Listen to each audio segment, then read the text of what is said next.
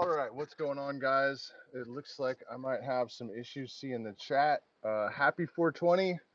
Um, I honestly have not given a lot of attention to marijuana on this channel, which some people have found to be a little bit strange. And honestly, it's got a lot to do with having been in the industry, having been in the. Sorry about that glare. Let me see if I can get away from that somehow.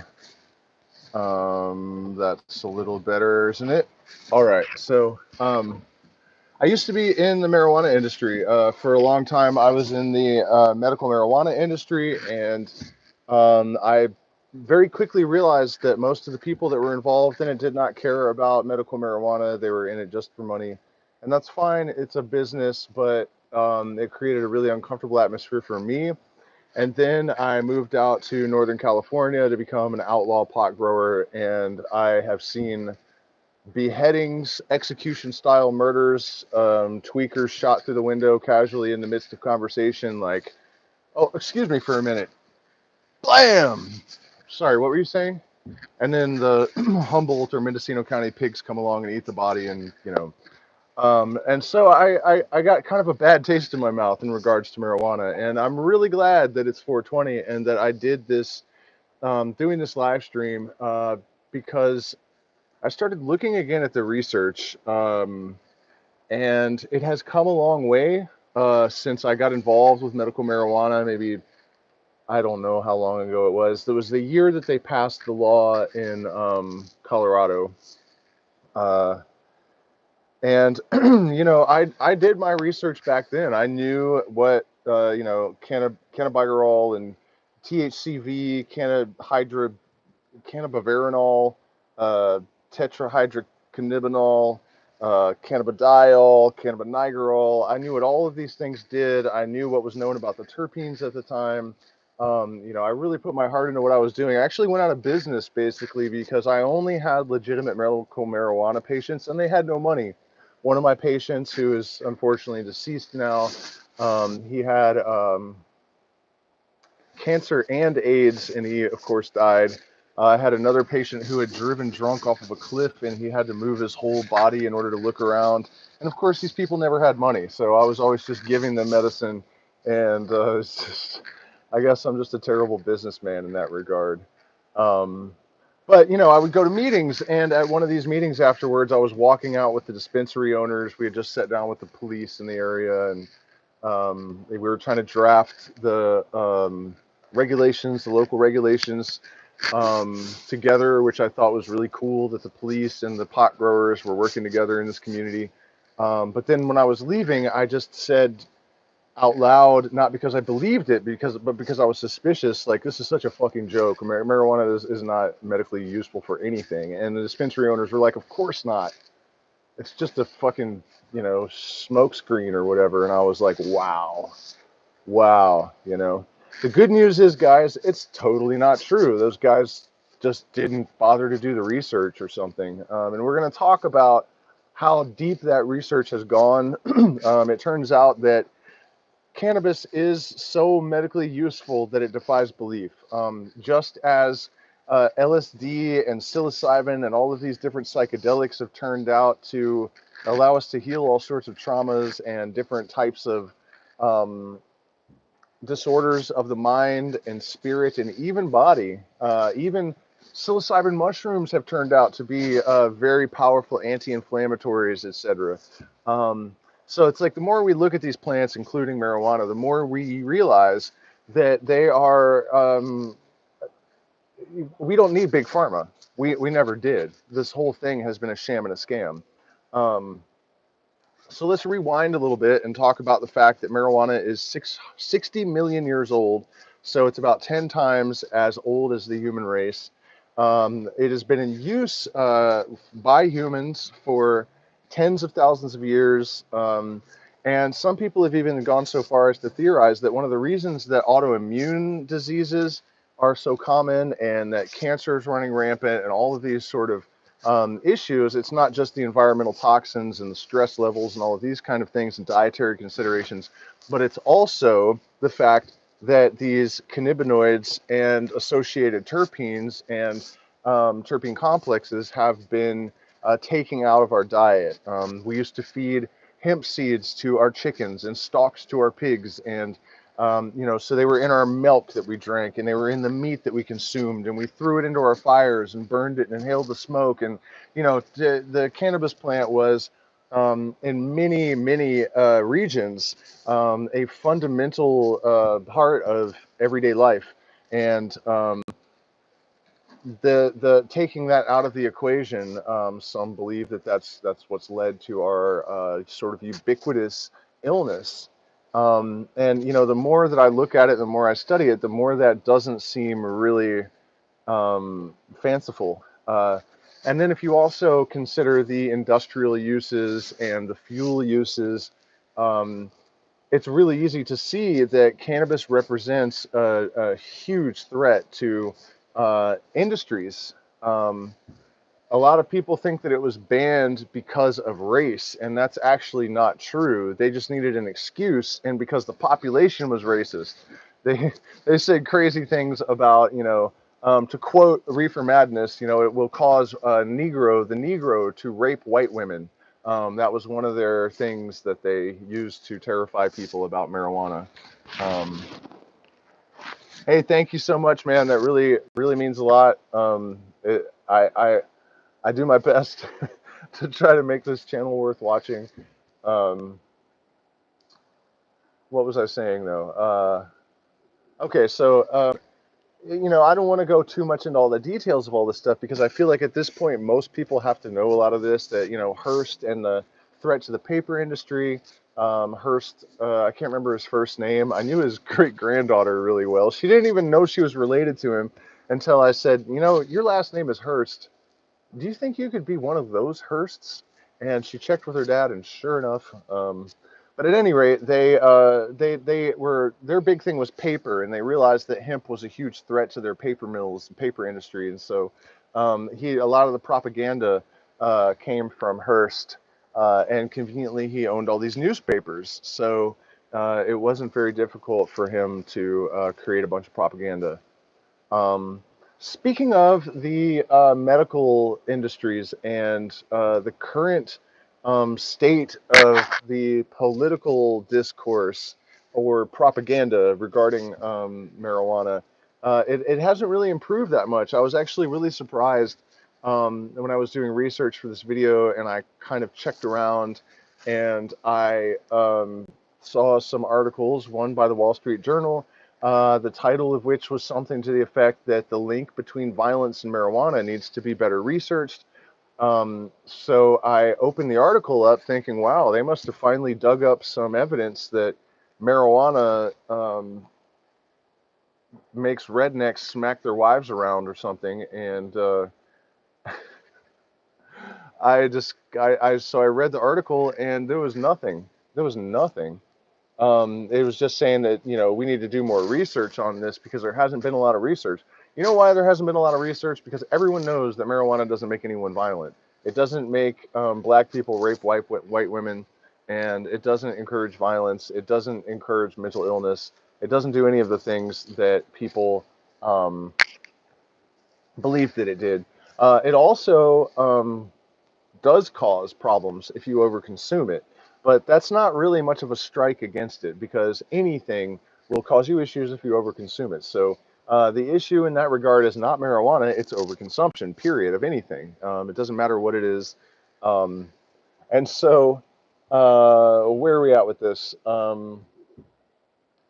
Prohibition. Okay, so the propaganda machine is still blaring its horn. It's still falsely contriving misinformation in order to deceive the public into believing that marijuana, happy holidays to you as well, Nick, is worse than it is, that it's more damaging than it is. And just as is the case with psychedelics, it actually does the complete and total opposite of what we had been told for so many years. In the case of marijuana, I'm talking specifically about its neuroprotective agency, which is actually pretty powerful. And it has a whole host of compounds that perform this task of neuroprotection in different facets. So, I mean, I put into the, I don't smoke marijuana ever really, maybe 5 times in the last year. But after doing this research, I have committed to my whole family will be consuming shit tons of marijuana for the duration. No, nobody wants to be high all the time, so we're gonna have to figure out how to deal with that. And by the way, there are ways for pregnant women and children to consume it without worrying about any sort of psychoactivity, which is probably not really an issue anyways. But if you're concerned about that, if you consume unheated THC, it's not psychoactive, and it's THCA before it's converted, and it doesn't pass the blood-brain barrier. Although somehow it still reduces brain tumors, which no one understands yet. That's one of the places where the research is kind of hung up. But what I was getting at is that we are still seeing negative propaganda that is telling lies to the public about marijuana. And it's almost like they have to be really careful not to explicitly perjure themselves in order to destroy their own credibility. Not like the mainstream press really has a lot of credibility, but they don't like to totally just get caught red-handed lying. You know what I mean? They do try to avoid that. And so, as I said earlier, they're using terms like maybe or needs more research, but very strongly implying that that that marijuana does increase violence or does cause mental illness, and so we have to ask ourselves why this is. And so the video that I watched, I put a link to in the description here, is government-funded researchers, which I actually like because, I hate to break it to you guys, but ayahuasca industry lies about things that ayahuasca can do for you. As soon as a profit motive is introduced, dishonesty comes along with it. And even if it's not dishonesty, people will use confirmation bias to sort of create the reality that serves their purposes, whether it be for profit or because they want to believe these things, right? So I've seen it happen with ayahuasca. I was part of it with medical marijuana. Not that I contributed to that, but I observed that people do this. So what I'm saying is that even the well-intending can, you know, sugarcoat stuff and believe things that are false just because they like the sound of it. But when we have government-funded researchers in the case of marijuana, talking about how, THC and CBN and CBD and THCV and THCA and all of the terpenes are probably even more medically active, antidepressant, analgesic, neuroprotective, and specific cancer lines like breast cancer was mentioned specifically. Treatment-resistant depression actually the people in the Japanese study cut their scores on I think it's called the Harris test, down by 50% for their depression levels just by smelling one of the terpenes, limonene. Okay, so and it increases memory. No, you guys remember, marijuana makes you short-term memory stupid and all of this stuff. It turns out that every single compound just about in there is neuroprotective. And one of these government-funded scientists said one of the misconceptions is that less is more, and he said no. In the case of these cannabinoids, more is better. You need to get as much of this stuff into your system as you possibly can. Okay, so the reason I'm creating this sort of foreshadowing or backstory, giving you this backstory, is because of what I'm setting up. If we have government-funded scientists saying, everything the government told you in the past was a lie, this is the most powerful and efficacious medicine for the broadest spectrum of applications of anything known to man, and it has all these industrial uses, and we can further the ecological movement, we can do all this stuff with it. Why are we still seeing biased articles coming from the press? Because you would think that it would be the government that is mandating the propaganda, or that is encouraging the propaganda, or that is the source of the propaganda, and that's apparently not entirely the case. And the reality is that it's a threat to big pharma, and this is really the two most powerful lobbyists or lobbying industries in the United States are big pharma and the military-industrial complex. I don't know why we can call the military-industrial complex one industry, because it really isn't. It's a whole host of industries, which is part of the problem. The reason it has so much momentum and it's so difficult to slow it down or stop it. But we digress. Big pharma is the other one. And so, and look at where I saw this stuff, the Wall Street Journal. You know what I mean? This is a financial magazine fundamentally. So it is at this point, well, it's always been industrial. I'm sure the government would prefer that I don't know how the scientists got away from them. I'm really confused about that, because as far as I can tell, the corporations and the government are basically the same thing. So we do have a little bit of deviation. And as activists or people that are just trying to revolutionize the world that we live in, what we have to do is operate like the CIA if we want to get anywhere. And in the case of the government, we have to deal with it in the way that the government would deal with a non-combatant, which is to look for their weaknesses and exploit those weaknesses. And so what we have in this case is this huge, I guess, opening. It's like the missing armor on the belly of Smaug in the Lord of the Rings. The marijuana issue has created sort of the most neutral place for us to launch our attack, right? Because the hypocrisy and the damage that has come from that hypocrisy is so easy to outline and establish, and we have so much on our side right now. And really, you have to look at how this works. We have, one issue, which was legalization of marijuana and the medical marijuana movement moving forward. So once we got that ball rolling, in the wake of that, what happens? Buying mushrooms in fucking bookstores in Colorado, the psychedelics, now that we have all of these people that are willing to listen about marijuana, and they're like, well, what else have we been lied to about? This stuff is demonstrable, it's provable. Happy 420, Chin. We have really a lot going for us if we take responsibility and act on it and use our voices to bring increased awareness to this. I think the pharmacological applications of all of these cannabinoids and terpenes, it's such a powerful, and it's not just it's not just that they're so powerful and useful, but they also actually, do the opposite of damaging your brain, and all of the main, talking points against marijuana that were always used.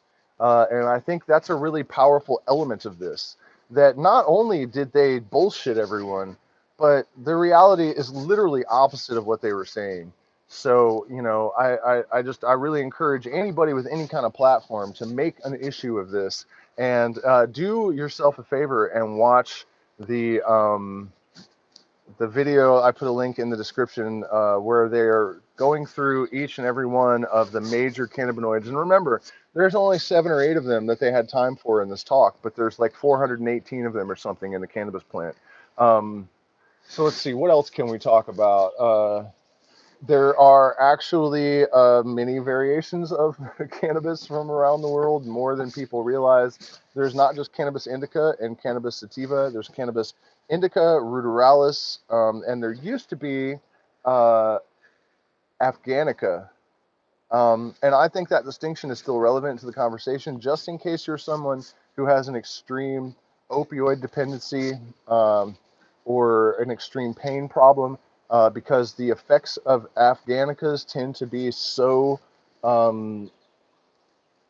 narcotic and paralyzing. People call it couch lock. That it's going to be problematic for your average user.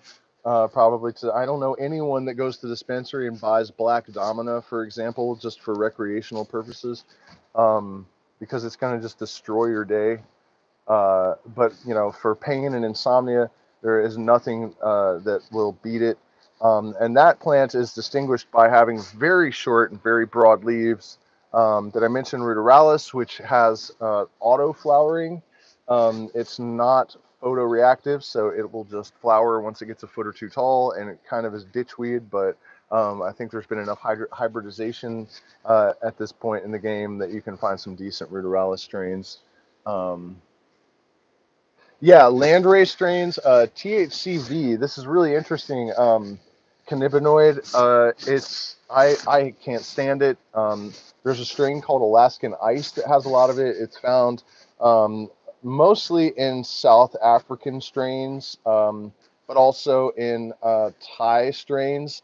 And it is a very, very strong stimulant. I would imagine that green crack is probably loaded with um, THCV, but it has some weird effects. It can help with weight loss. It changes the way that we use energy in our bodies, and it's anticonvulsant. It is good for treating edema, which is when parts of the body are basically filling with fluids from other part of the body to the point where the inflammation is really severe. I think that's a good description of edema. Uh, and so if you can get your hands on, if you have those type of issues, THCV is going to be where it's at.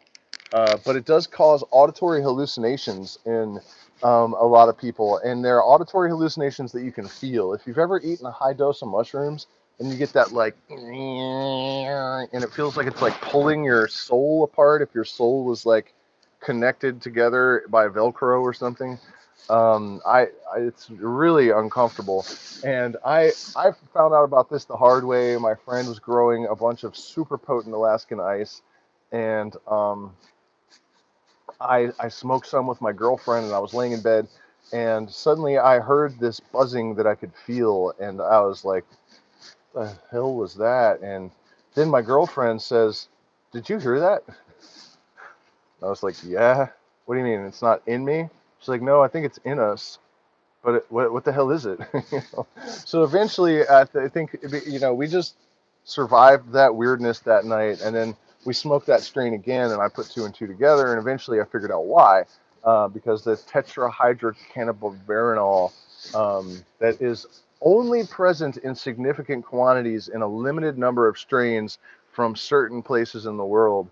And this is why, you guys, if you really want to use cannabis for specific purposes, if you want to get the most out of it from a medical perspective, or you just want to boost your body's natural inhibitory, and if you want to protect your brain, whatever it is, an ounce of prevention is worth a pound of cure, or whatever. So it's worthwhile to learn about the different um, terpenes and the terpenoid profiles of different strains of cannabis and their affiliated uh, cannabinoid profiles, because then you can really select strains that will really serve you in terms of maintaining your health.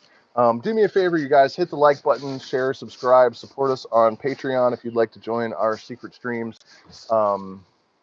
And also, there's a link, or excuse me, an email in the description where you can support one-time PayPal or Zelle or cryptocurrency. We really do appreciate it. We're demonetized, so I get nothing for doing this, unless you support us. We're like PBS. If you learn about the terpenoid profiles and the associated cannabinoid profiles, you can really select your medicine well. And then let's say you just learn a couple of the landrace strains and you learn about some lineages. You can find medicine that suits your purposes by looking at the hybridization, the lineage of the strains. It's really an extraordinary thing, and I think it's a worthwhile skill for anyone to have, because taking your health into your own hands is really powerful. And if we're trying to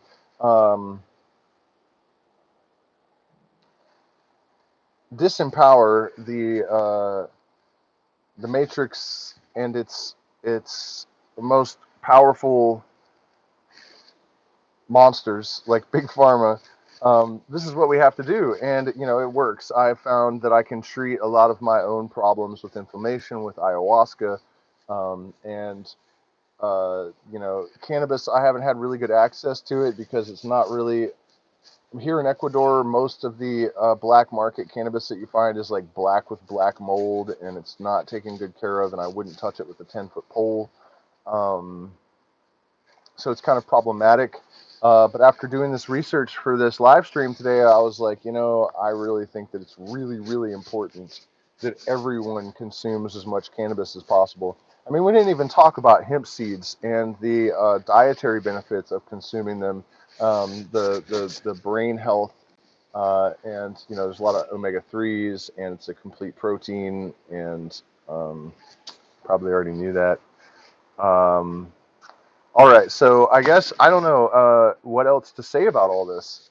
You know, we're still contending with big pharma and the propaganda machine throwing cannabis under the bus and um, trying to give it a bad name in the interest of protecting profits. You know, they've derailed all sorts of human progress in all sorts of different areas. Um, Cannabis and ayahuasca at the same time is an extremely controversial subject. Some shamans I've heard say that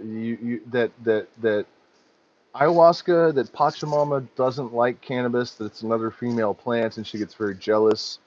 Um, I tend to interpret those kind of statements allegorically, and I don't really know what that means. But then you have is it Santo Daimo? I don't really know how to say it.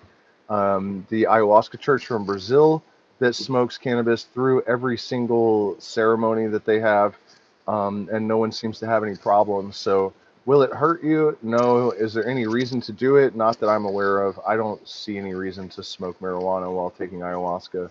Um, you know, but then again, um, I I don't I don't really endorse using cannabis with psychedelics at all, just because I think that it's sort of like there are different goals here. I wouldn't use cannabis recreationally either. I don't particularly like the effect of it. It makes me tired and groggy. So you know, and I never thought I would be saying this when I was younger, and I used to consume unbelievable quantities of marijuana. I've grown over 300 different strains. And I've grown, you know, 20-foot plants that had to be harvested with chainsaws and scaffolding. Um, and you know, we would we had machines that would scatter all the like big spinning. My roommate built this thing. Anyways, basically Keith machines, and just do insane, ridiculous things. And I used to consume just absolutely unbelievable quantities of marijuana. Um, but I think, you know, generally with psychedelics, you're trying to maintain a clear sort of channel with that compound or that plant spirit or however you want to talk about it. And I don't really see any reason to add marijuana to that equation. No, in fact, ayahuasca will help with gastritis, and so will a number of the other plants that we have here in South America, particularly. Um, People refer to it as Dr. Sandi. It's a tree that bleeds a white latex. A couple of drops of sangre de drongo added, which is a red latex. So you put the red latex in the white latex and drink it, and your gastritis will be gone. But you have to take it on an empty stomach in the morning and at night. Yeah, you can probably get sangre de drago anywhere on Earth at this point, but Dr. Sandi you're going to have a harder time with, I think. Um, So no, I would not take cannabis and ayahuasca at the same time. You know, at the end of a ceremony, if I came back to the house and people were smoking a joint, is it out of the question that I would take a hit? Absolutely not. Um, but I wouldn't like bring it to ceremony and like use it in the middle of. I just don't see any reason to do that. Um, yeah, and ayahuasca is anti-inflammatory. It has all sorts of anti-inflammatory agents. The beta carbolines the hormonal alkaloids themselves have been demonstrated to have anti-inflammatory, to be efficacious for inflammation, and those same compounds have turned up in magic mushrooms. So, one way to fight inflammation, including neuroinflammation, would be to consume microdoses of psilocybin. Threshold doses might be better. Let's see. Marijuana addiction and beating it. Yeah, man. I'm sounding like a marijuana advocate right now. But I don't advocate abuse of anything, and marijuana is definitely one of the most abused substances on earth. People that think it's absolutely harmless or delusional.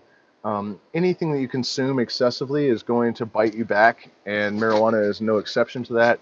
I know a 42-year-old man that is going to be 13 for the rest of his life, and I suspect that it's because he started smoking, quarter-ounce joints one right after another all day at the age of 12. So maybe he's 12 for the rest of his life. His level of motivation is, it's crazy. So I think in cases of extreme marijuana use, you see exactly the cliches that, when people warn you don't smoke pot because you're going to be like this. If you consume shit tons of it, that's what's going to happen.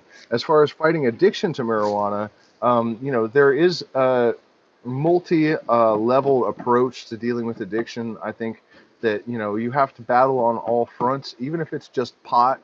Um, it's basically 100% certain that you have this addiction in the first place because of emotional trauma. So whether you learn to do psychoanalysis on yourself, or get some psychoanalysis, or use one of the many other techniques out there to uh, um, figure out, self-diagnose, or figure out what is this trauma that is compelling the addiction. That is the way to treat addiction fundamentally. And then also you have to figure out what's missing from your life. In the Hermetic or occult tradition that I speak about often on this channel, it's all about discovering your true will and really committing to having the tools that you need to do something meaningful once you discover your real, actual, true purpose. And the satisfaction that comes from that will negate a lot of your addictive tendencies in and of itself. In my own life, for many years, I noticed that if I didn't have a band going, I would spiral out of control. But if I had a band and I was doing what I loved, then I would not allow myself to go so far that there were serious consequences, because I wanted to be able to continue doing what I was doing. So if you have something in your life that you love that much, uh, it will keep you on the straight and narrow to a certain extent. But certainly using psychedelics like ayahuasca in the right context, in the right way, with the right people, you can repattern, recondition any sort of neurological bad neural net. Basically, any bad neural nets that you have can be corrected with psychedelics. The old bad wiring can be rewired, and you can be free. And not only can you be free, but you can still engage in normal, altering of consciousness after you have really thoroughly dealt with the problem.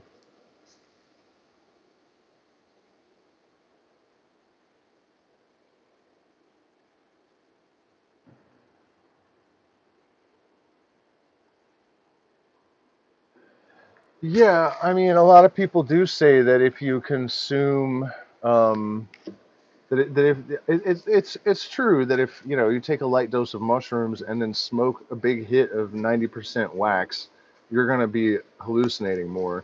You can sort of even simulate a mushroom trip by smoking enough THC. It's actually a psychedelic, THC alone. And one of the reasons that it's so important to know how to choose strains is that there are some people that may have an anxiety reaction that's triggered by THC. But if you consume a strain that's very high in cannabinigerol, that compound is going to actually it's an antagonist to the psychedelic effects of THC, and so you can consume a strain that has high THC if you need that for its medical functions, but you can negate the anxiety effect by choosing a strain that also has a lot of cannabinigerol. Um, and on conversely, if you're looking for a psychoactive effect but you don't want to be tired, there are strains that have very low levels of the other cannabinoids, like Barney's Farm LSD, which is to this day my absolute favorite strain of marijuana, and it actually lives up to the name. It has the best smell of any cannabis that I've ever seen, and I used to, when I was an outlaw pot grower, I would have other pot growers that had been in Mendocino and Humboldt County their entire lives. Then they would come to the edge of the garden to the fence, and immediately, every time, what the fuck is that plant right there? Because it had so much resin that it would like sparkle in the sunlight. It's also the only plant I've ever seen that actually like it dripped clear resin, and for whatever reason, when it hardened into the shape of a cube, and it was like dangling off of one of the trim leaves. So just an absolutely extraordinary strain, loaded with all sorts of medically useful terpenes, and also it is very low in the other cannabinoids that inhibit the psychedelic effects of the THC. So when you smoke this LSD strain, not lemon sour diesel, okay? People always think I'm talking about that. It's not lemon sour diesel. It's Barney's Farm, who I think they're big. I haven't followed this for a decade, so I don't know where they're at now. But the last I checked, Vanilla Kush was like their big flagship Cannabis Cup winning strain. But my favorite all-time strain is LSD. Just be warned that if you get a 10-pack of the seeds, Barney is extremely lazy about stabilizing his strains. So you'll get like one or two keepers out of an entire 10-pack of seeds. Um, so there is that. Don't just grow 3 and think you're going to get what I'm talking about. You might not. Probably not. Um, Yeah, I don't, when I see people talking about, for example, taking LSD and then they're like, yeah, and I got a Xanax bar for the come down. I just want to throttle them. Why would you do that? Why would you sharpen your brain and then undo? I mean, I know why. Everyone generally uh, does something to mitigate their progress, like one step backward for every step forward. People cancel out their own actions. Um, It's just don't do that. You don't need to do that. Uh, I don't. There's no harm, I don't think, in smoking pot at the end of like an LSD trip because you're sick of it and you want to go to sleep, or something. But if you're using these things to get benefits from them, then you need to not do that. And I don't see, like when somebody asked about smoking marijuana on ayahuasca, I get the whole psychonaut thing. I really do. I mean, I went over to a friend's house. I can't even believe I'm telling you this because I know I'll get a ton of judgment over it. But do I look like I care about that? Really, I guess. So here it comes. I had a friend who was a double PhD in physics and psychology, and he was from one of the wealthiest families on the face of the planet, Luxembourg. Born, they own like the yacht company that makes yachts for billionaires, and um, so one day he was like, "Hey, you should come over Friday and drink some ayahuasca with me at my house." And I said, "Okay." And so I go over there, and when I get there, he says, "Well, there's something else that you have to try, and it's totally safe. I'm a doctor, and and I knew that ketamine has no contraindications, and with ayahuasca, and so he said, we'll drink ayahuasca, and then maybe an hour or two in, we'll inject a high dose of ketamine. And I was like, have you lost your mind? That sounds like the worst thing that anyone could possibly do. And it was, it, it was, in a way, it was. I was convinced that I was going to die. Um, But I did it because I thought, okay, how many people on this planet are going to experience this? And I feel like our job on this planet is to experience everything possible from every potential perspective. So I'm not advocating this, even though it is totally safe. It won't hurt you. But you know, a lot of ayahuasca purists would be like, man, that is just fucked up. There's what's, you know, you have mental problems. Um, but I would also say that the conversation that followed that, I'm pretty sure that we deconstructed the entire universe and actually were like, it's like we got to the core of it and were able to verbalize it, and it was absolutely amazing, you know. And a lot of the reason that I did it was actually him. Like, how often do you get to sit in a room with someone that has two PhDs and take both of these substances at once and then talk? Um, so, you know, bullet point of this presentation is that I do understand the psychonaut thing and doing things just to experience it. And if you're not going to die, why not? Um, so I hope that was a sufficient answer for that. Uh, yeah, I've tried cyanescens or azarescens. One word of warning I'll give you about azarescens is that they cause temporary paralysis, and it'll fucking freak you out if you don't know it's coming. And can even be dangerous because, for example, when I discovered that this happened, I had never read, and it's crazy how you can miss things, you know, because I had just studied and studied and studied psychedelics my whole life, and to get blindsided by something like that was actually known, really, it really surprised me. Um, but I was super excited because I had never found psychoactive mushrooms in the wild before, and I took my then honeymooning wife with me to Astoria, where Azarescens famously grow at McDonald's. Hey, oh my God, you guys, let's see if I can get this. There's this lizard over here blowing his neck out and making. Can we get him? Oh, he's gone. They puff their neck. But I think when I got excited and oh shit, did I just turn off the live stream? No? Huh, my screen went blank. Okay, so what was I talking about? We're in Astoria, where the azarescens grow at the McDonald's parking lot in the mulch, and cyanescens grow everywhere. Um, there's like 23. Is it still blank? Because it's showing my screen on the phone here.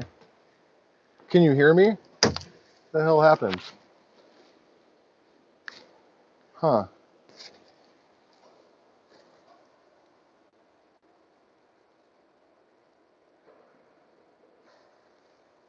Why would that happen? Okay, well, I guess that's all you get is uh, audio. I have no idea what's going on. I don't know why. I don't know why that happened. So now it's just a podcast with no video, I guess.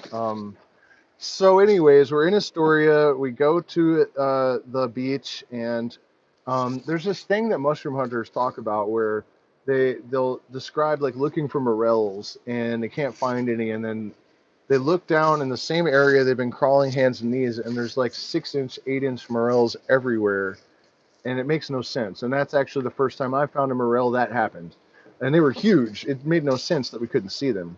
Um, so that happened with the Azarescens. I was literally crawling around in the sand dunes, and these mushrooms are like bright, almost red capped, orange, pretty bright, easy to see, right in my face. And then as we were leaving, my wife found this dried one by the road, and she said, "Hey, is this one?" And I said, "Yeah, that's what we're looking for." And so so we went back, and they were everywhere where I had just been crawling around on my hands and knees.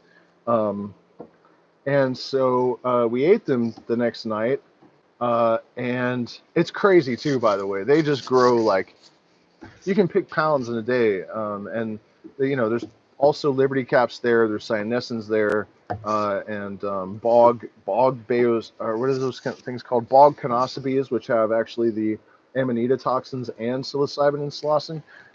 So pretty wild. But anyways, we eat a bunch of them, and and the hotel that night, I'm eating a banana as the mushrooms are wearing off. Which, by the way, the Azarescen trip is definitely extremely clear. and like you maintain like great lucidity. I really prefer wood rotting psilocybes to the dung loving ones for the most part. Pinealis cyanescens are amazing as well, but the wood rotters I would have to pick as my favorites. So I'm eating a banana after it's over, and suddenly my jaw stops working, and I have to grab my jaw and use my hand to chew the banana, and then kind of force it down my throat, which felt dangerous. So be aware that if you eat azarescens, what it's suspected to be is that there's baeocystin in very high levels in azarescens, and in every other psilocybe, there's very low levels, except for similia, the bell one. I just said it. Liberty caps. They also have a lot, but so I don't know. I'm sure there's some undiscovered medical application for this paralyzing ability of these mushrooms. As far as I know, it hasn't been studied yet. But so the next day, we went for a hike and it came back, and one of my legs all of a sudden didn't work. And here we are 10 minutes down a trail, and I'm having to like drag my leg around. So azarescens are absolutely amazing, but just be aware that they're going to paralyze you and it's weird. But it'll go away and you're going to be fine. Cyanescens are very similar, but they don't paralyze you, a little bit more mild. But calling a cyanescen mild is a little bit ridiculous. Wasn't there another part to that question? I don't remember. I don't even see it anymore. Uh, my friend takes antipsychotics and antidepressants. How can I help him with psychedelic plants? Well, first of all, and this, man, why is there no, like, my phone is still, it's just so weird that the screen disappeared. I don't know how. Let's see if I can fix it.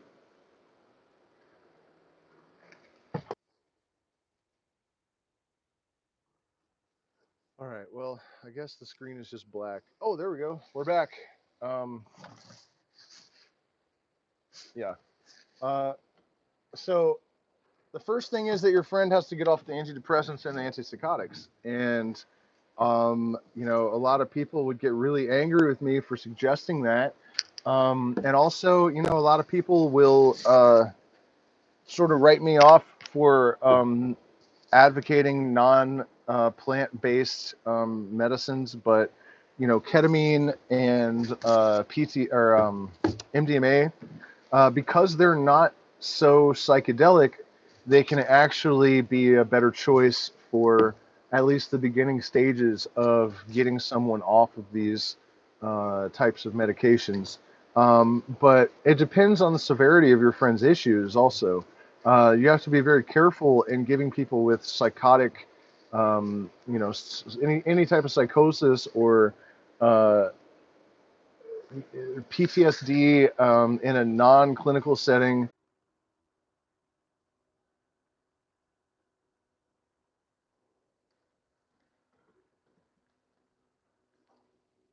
We're back. I don't know. I don't know what's going on with the internet. There's probably a storm coming in. I'm in the Amazon rainforest when it gets stormy a lot of times. We just bought a repeater and put it in to try to make the signal stronger, but obviously it's not really helping much. Um, so yeah, I was talking about antipsychotics and antidepressants and all that. If you're going to try ayahuasca, you absolutely have to get off of antidepressants or you'll die. So if that's what you're thinking, then you absolutely have to get off of them. But if you look at the history of like school shootings and mass shootings, um,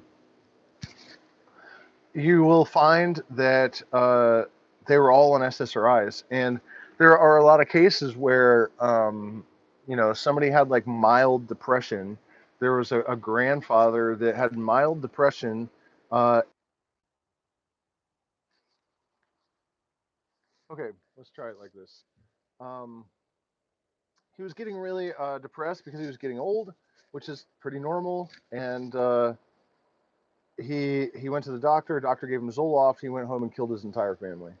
So after a week or something of taking the SSRIs, and these kind of stories aren't as uncommon as we would like them to be.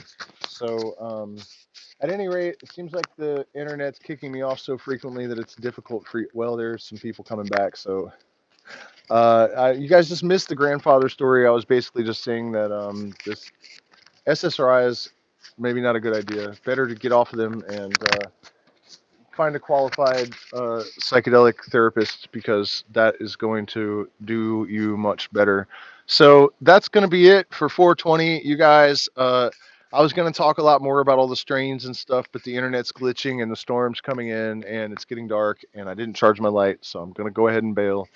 Thank you so much for spending this time with me. I hope everyone has a good and responsible 420. I hope you all are inspired to do some research and understand cannabinoids and terpene profiles and all this stuff so that you can take better care of yourselves, decrease your independence on big pharma, protect your brain from all of the shit that's in the air and all of the shit that's coming at you from social media and pollutants and your diets and whatever else. Um, fight, fight, fight, fight, fight, and support Illuminastic if you can. Options to do so are in the description, and I'll see you guys again probably not tomorrow. I may be gone for a week because we have to go meet the first person that's coming to our retreat, and we're gonna hang out in Banos a little bit around the steaming baths in the volcanic thermals. We're gonna go do that. So. Might not see you for a while, so everybody stay cool while I'm gone, and I'll be back eventually.